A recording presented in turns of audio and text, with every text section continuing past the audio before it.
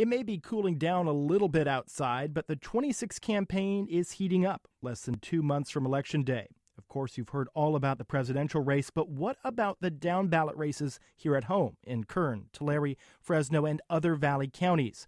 Joining us on the phone, we have former State Assembly member and current CSUB political science professor Nicole Parra joining us to talk about the races. Nicole, welcome. Hi, thank you. Good morning. And also, the former Democratic lawmaker is joined today in our studio by Clovis area Republican political strategist Jim Verros. Nicole, I want to start with you. The race in the 21st Congressional District is one that I think people up and down the valley are watching intensely. David Valadao, certainly a formidable candidate and incumbent who won handily in the last two election cycles, but this time he has a challenger with really strong name recognition in Emilio Huerta, of course, the son of Dolores Huerta. What kind of chance does Emilio have here, especially considering the other things that are going on the ballot, namely things like Donald Trump and the other ballot measures that California voters are going to be asked to weigh in on in November? Right. And, Central Valley voters, as you know, are very different. They don't necessarily follow the bandwagon of what's going on nationally. And, as a teacher now, political science, it's very interesting to see even all the Bernie Sanders young students are not necessarily going to jump on the Hillary Clinton bandwagon. So with saying that, you have a congressional district that's 71% Latino, that the Democrats are dying to get a Democrat to represent that district. The last one was kind of split between Costa and then back in the day with Congressman Dooley. So Emilio, and he is working. He is from the district. He is unlike other candidates who ran Renteria and Hernandez, whereas Emilio Huerta has grassroots, his family, he has high name ID. And let me tell you something, he is walking every single day.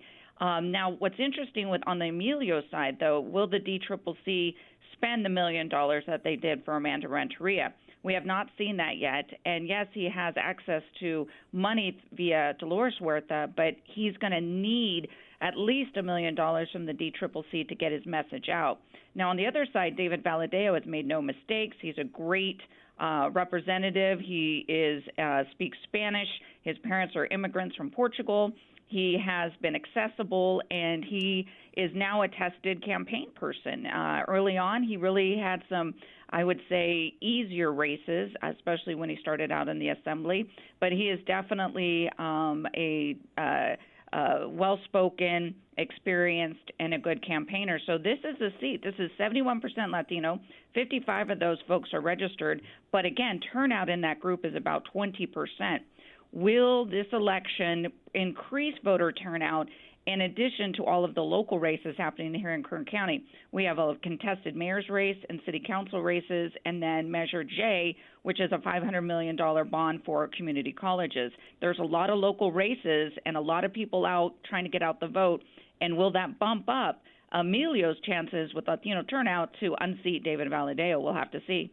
Turning to you, Jim Verros, when it comes to Valadao, two things. One, does he have a risk of maybe overconfidence, given that he is coming off two races where he actually did very well, considering the district? And B, he has been very careful to establish some distance between him and his policies and those of his party's presidential nominee, Donald Trump. How is he walking that line? And the part two of that question. Very, very, very carefully. Obviously, Valadao's not going to abandon his sort of grassroots effort that he has with the conservative side of things, but he's also been very, very careful in regards to not endorsing Trump, not being part of this Trump train, not joining him when he's here in town. I mean, he definitely knows what he's doing, and he's not taking any chances, which piggybacking on what Nicole said, which is not giving the DCCC any reason to come in and dump a bunch of money in it. There's nothing really there that Valadao's done that the DCCC can come in and spend $1 million in direct mail and hiring more staff to jump on something that Valadao's done. He just hasn't. So that's showing me that he is really taking, one, very, very serious.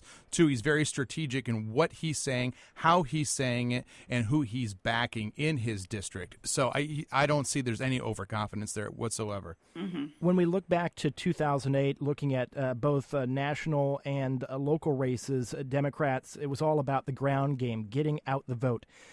Given what we know about this presidential race being rather unusual, and the fact that California is, despite a recent poll, the field poll that just came out last night showing Hillary's support is dropping, California is still, by all intents and purposes, safe for Clinton. With that in mind, is the ground game for Democrats as strong in California, as strong in the Central Valley? And does that, Nicole, do you think have an effect on other races? Oh, sure it does. I mean, what you're seeing is people keep saying, oh, there's less than 50 days to Election Day. As Jim knows, no, ballots start getting mailed out October 10th. Absolutely. And so it's about the early voters. You've got to be able to capture those early vote-by-mail folks. And let me tell you, I'm actually involved in a Measure J, and so we're leading a huge vote-by-mail campaign. And I know in talking to my friends who are running for office, especially trying to get the Latino vote, Democrats have finally got it. You have to go for those early ballots. Mostly, historically, Latinos are always like the ones who show up, or they sometimes, voting, poll places don't necessarily are the most welcoming historically, and so they're left with a lot of provisional ballots. Well, finally, folks are saying, you know what, the last two election cycles, let's go get, especially those Latino voters who are working crazy hours, who have kids at home, who may not get out on Election Day to vote. So that's key, is to go get those early voters, get those votes locked in, and then if anything happens, like any October surprises, they've already got those votes locked in, and then finally go after maybe the low propensity voters or middle propensity voters and go get them out to the polls. I agree with Nicole also in regards to voter turnout. You've had a lot of organizations over the past two cycles that have really been focusing on voter registration in the Latino areas. Are they going to be able to, one, turn them out to the polls? But now I'm starting to hear more and more that they're working on the absentee voters. They're starting to work on, the third and fourth generation Latino voter that's been here, born here, raised here, where maybe both groups, Democrats and Republicans, had forgotten about those voters over the past 10, 15 years. So how do you motivate those voters to, one, come out or vote early? Also, what are the issues that is affecting the younger Latino voter compared to maybe the Latino voter that is 45 plus? Right. Yeah. Moving up Highway 99 now to the 16th Congressional District. This was even a closer race than Valadeo and Renteria last time, and that's Jim Costa and Johnny Teixeira, a rematch when we all went home on election night last time. It was unsure who it was deja vu all over again, exactly. Right? So we've got a rematch. And Jim, my question to you here is, aside from this being a presidential election year, what's changed? The politics, the issues really haven't changed. It's still water, jobs, immigration, all of those things. What has changed, and is there any difference here? Listen, I think everyone over the past 4 years always looks at data and looks at fundraising and looks at redistricting and when you talk, when I talk to some of my conservative friends, and they're like, "This is the year that we get Congressman Costa out of there. This is the year." Until I see Congressman Costa packing up his office and leaving, he's not losing. All right, now that's my opinion. Until I actually the past two times I've gone to bed thinking that he's won, and he doesn't. So he doesn't lose. He wins. I'm not sure this time with the presidential turnout. Everyone's always got something saying, hey, this is the year that the Republicans actually give Teixeira money. Is he raising more money this time? Not really seeing it.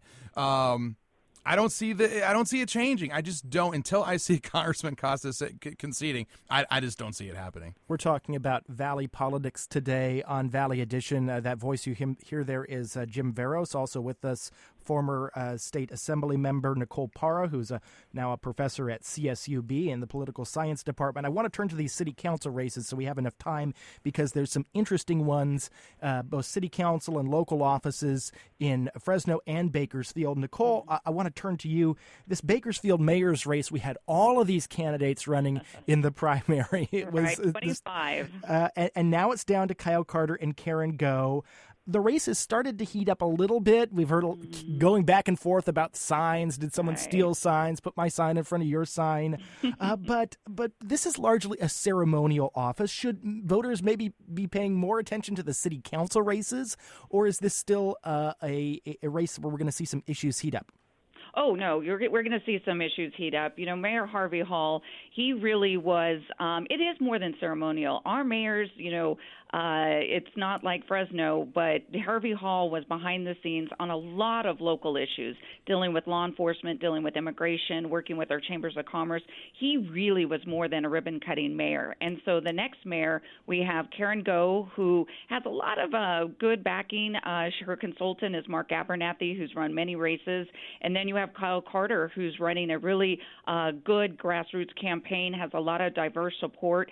And it's really for a lot of folks in Bakersfield, whether you want to see someone, another person represented by the Abernathys, or someone who is kind of their own business person. I know both candidates. Karen Go is a wonderful person. She'd make a great mayor. And Kyle Carter has wonderful ideas about the homelessness and economic development and building relationships with the county. So it's really, to be honest, what side are you on? Are you going to support again, someone who's supported by a well-known consultant and what that brings to the city, or Kyle Carter, someone who's been in the community for years? We also have numerous, and you're probably going to get to it, city council races. Incumbents are being challenged. I'm not sure if people felt when they ran for mayor, we had 25 people, that what's great is that more people thought, you know what, I can run for office. I have a voice. I want to be able to be on the city council, because we have not seen this before down here in Bakersfield. Incumbents usually don't really have that much competition at the city race.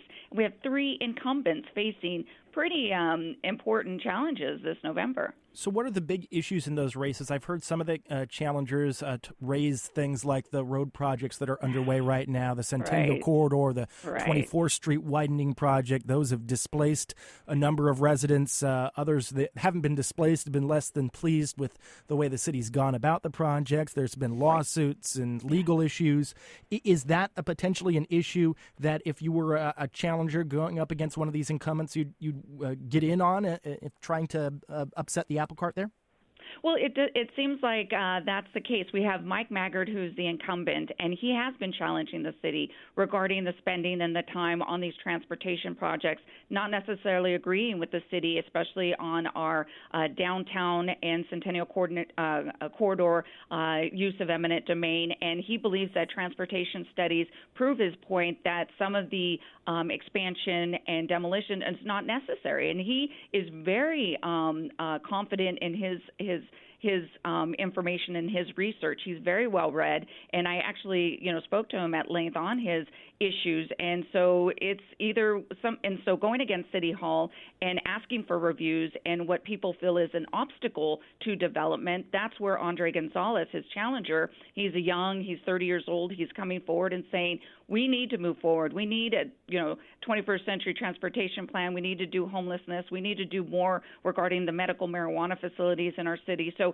and he's young and he's a hustler, and he's on the Bakersfield City School Board trustees. And then we have Jackie Sullivan, who's been on the city council for 30 years, being challenged by an challenger, a lawyer, Bobby Cloud. That's going to be an interesting race. And then Harold Hampson, another city council member who is being challenged. So I think a lot of it is people wanting to see change, people wanting to see new ideas. They want to bring new ideas, and they feel that they are they have enough credentials now because they saw so many people, I believe, run for mayor, and they feel that now is their time to have a voice on the city council.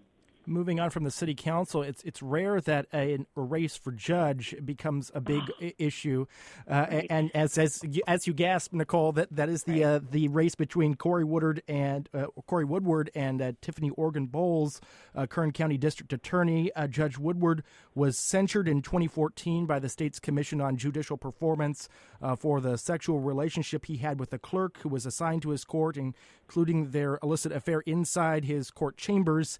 He's since apologized and said that incident has changed him, crediting his faith and family. Have we ever seen anything quite like that race in Kern County? Because it seems like that is the issue.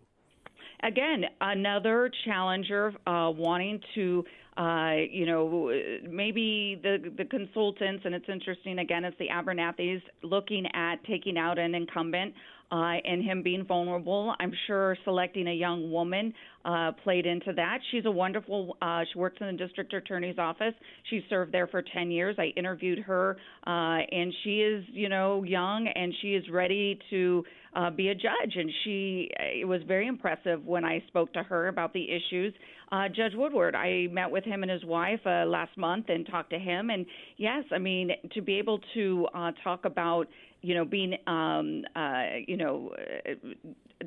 disrespectful to his wife and the things that he did, and he apologized. So really, that election's going to be about, he has forgiveness from his wife, he has forgiveness from his family. Will voters forgive him for what he did? And we will know that on Election Day. But that is, yes, that's a big issue. And again, an incumbent judge, we don't see that happening. And we have a challenger who says, I can do the job, and he failed in his morality, if you want to say that, and he's asking for voters to forgive him. And voters sometimes are very good about forgiving and moving on. So we'll just see what happens in that race. Just briefly, but because we need to move on to some Fresno races, but I want to ask you about Measure J. This is a big school measure for local community colleges. You're involved with this campaign. Kern County voters last time in the primary had an opportunity to support a tax for education, in this case a sales tax for libraries, and that was voted down. How confident are you that voters will decide differently when it comes to Measure J? Perfect. Full disclosure, I was just hired as a campaign manager last week, and why this one I feel confident is going to pass is we have bipartisan support. Number one, Bill Thomas, former congressman, is one of the leads on Measure J, along with Sonia Christian, the president of BC. They have, let me tell you, wonderful committees of people from the community, lawyers, doctors, teachers, and the Kern Taxpayers Association, which was against the library tax. They actually are supportive. The Board of Realtors are supportive. The Bakersfield Chamber of Commerce is supported. So they have a lot of great support because folks look at Porterville, Saracoso, and Bakersfield College as seeing we need to make an investment. This is a legacy. We need to expand. We need to modernize. We need to help our veterans. We need to help our public safety officials. So, number one, bipartisan support. Number two, the support of former Congressman Bill Thomas helps a lot, especially with the business community. And three, I'm going to run the best field campaign anyone's seen.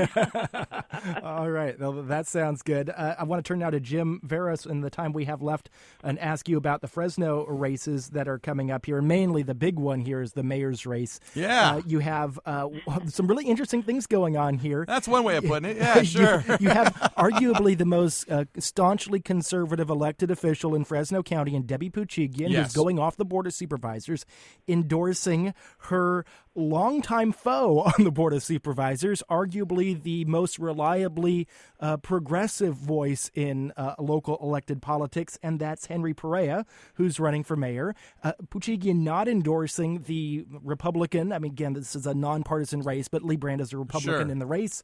What's going on here? Why did she not get behind Brand?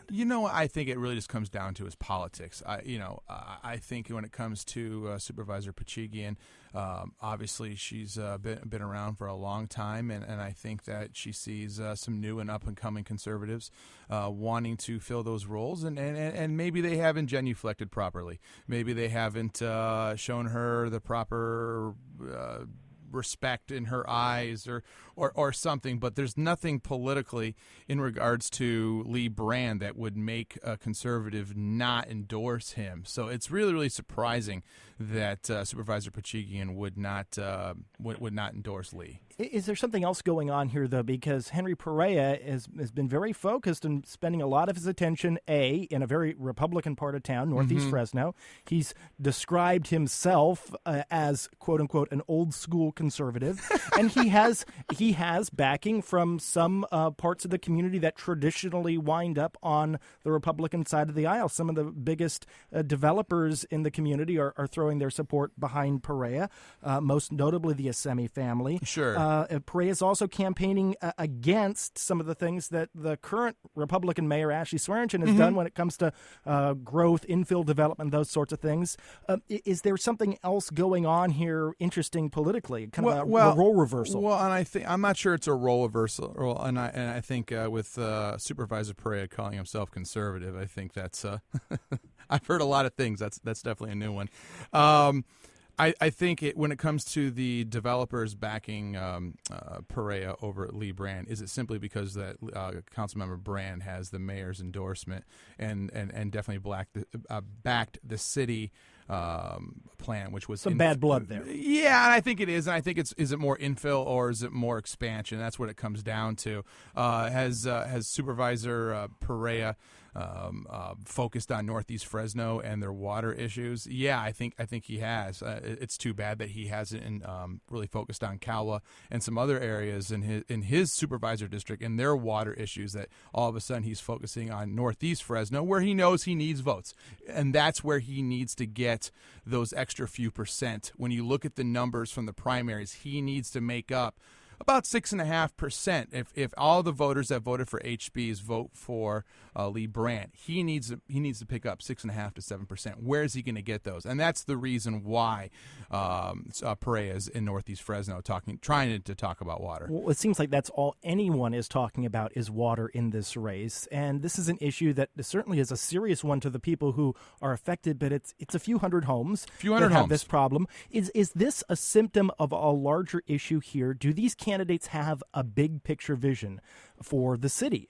Because I don't hear them really talking about that. Like her or not, Ashley Swearingen had a big picture vision. She was talking about downtown and economic development, almost till you were sick and tired of hearing about it in some cases. But I don't hear that from these candidates. Do you see something like that happening here? I think that you saw Perea being an opportunist in regards to the water issue going on in Northeast Fresno with these couple hundred homes. Is it developers? Is it the city? You know, obviously politics is very, very local, and especially with voters. If you're messing with their home, they really don't care about what you're doing about bringing a Dave & Buster's or bringing something to downtown. They want their water fixed. So I think it's been tough for both candidates to have a grand vision of bringing new jobs or bringing new chains here when everyone wants to talk about is water or air, the usual stuff. So I think it's kind of tough for them to be able to say, hey, we want to continue to bring in new stuff downtown, or we want to expand North Fresno or do something like that, when everyone wants to talk about is the usuals: public safety, air, and water. That's it. So it's is it boring? It's extremely boring. But when you talk to people in the areas where votes are kind of being competed for, that's what they want to talk about, and that's why you're hearing it. One last question before we go. If Lee Brand were to win, would he essentially be a third Swearingen term? No, I don't think so. Lee Brand definitely is an accountant. I think that I've seen him many a times on the city council dives literally go through someone's proposition, and it's from a business owner, someone that has managed a business. He is very much a fiscal conservative. I don't think you would see Lee Brand bringing in new areas of Fresno and having these grandiose ideas. He's very much a checks and balances kind of guy. Local Republican political strategist Jim Verros joining us in our studio today, and also on the phone, former Democratic Assembly member Nicole Parra, current CSUB political science professor, talking about the races that are coming up in this November. Nicole, thanks again for joining us. Thank you. Jim, thanks to you as well. This is Valley Edition.